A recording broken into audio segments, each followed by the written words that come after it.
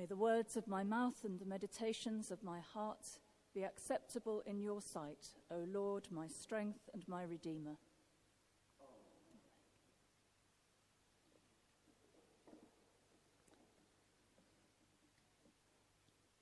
We are living in very strange times.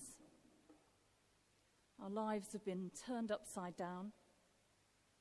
Things that we took for granted just a few weeks ago, like fully stocked supermarket shelves, church on Sunday, freedom to travel wherever we like, they've all been taken away.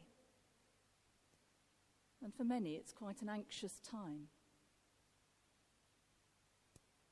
Strange times indeed, and perhaps a very apt time to consider the life of Joseph of Nazareth.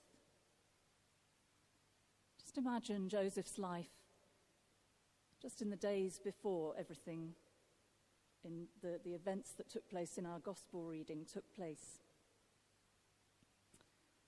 He had a proud lineage going all the way back to King David.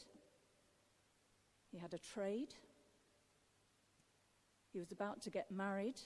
We're told he was a righteous man. You can imagine that even in those times of Roman occupation, he must have felt that the future looked fairly steady. He knew what to expect. Then suddenly, overnight, everything was turned on its head. Suddenly, his wife-to-be was pregnant, and he knew it wasn't his child.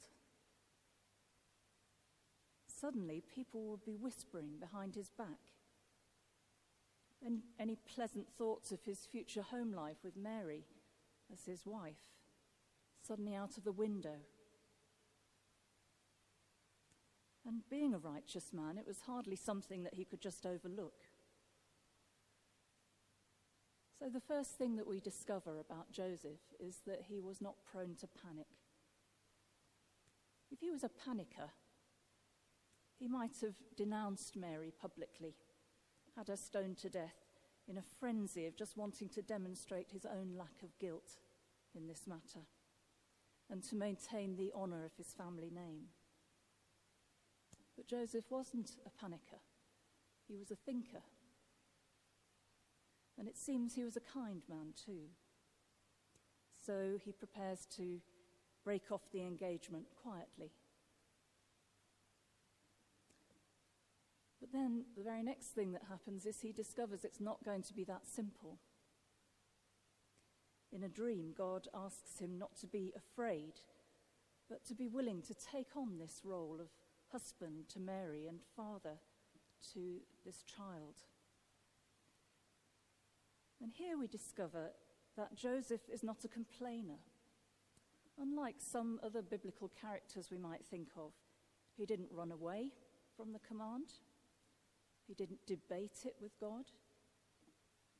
He didn't ask how on earth he was supposed to cope with what was going to happen. He's radically open to God's leading, accepting this very sudden change to everything he thought his future would look like.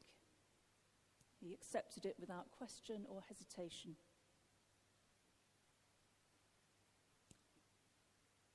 Recently, I was on a journey with a group of people who we were just getting to know.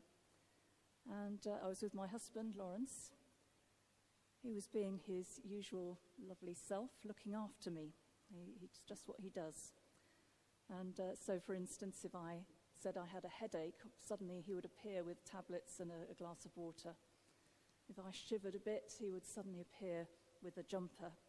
And I overheard one of my travelling companions saying, "I can see how this relationship works.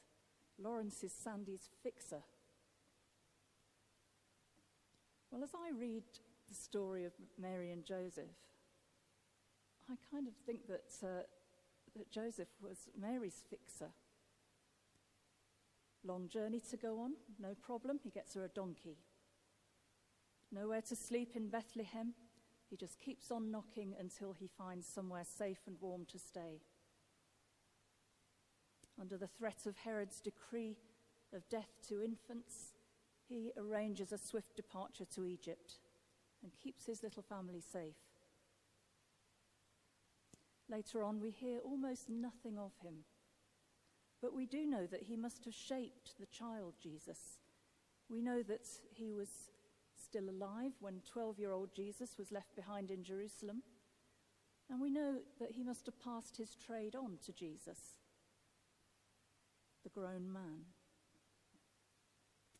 And when you think about it, Jesus, like Joseph, was calm and considered. He was radically open to God, fully obedient, even to death on a cross. And just like Joseph, who knew how to fix things, Jesus knew what had to be done to fix our broken world, and he did it, without running from it, without complaint, without debate. So what can we take away from this reflection on quiet, dependable, righteous Joseph, who, after having his life changed upside down like this, just slips unobtrusively away from the Bible narrative? Well, in these strange times that we're living in, let's be thinkers and not panickers. Let's watch quietly for ways to be kindly, to help our neighbours in distress. Let's perhaps even find ways we can fix things for them. Let's look for the kindest ways to be. And let's seek the protection of the most vulnerable. And let's learn in this time of social distancing and being separated from each other how to draw closer to God, how to learn to be more obedient, how to trust him, to listen and to follow his leading, whatever the future may hold, because all our futures lie in him.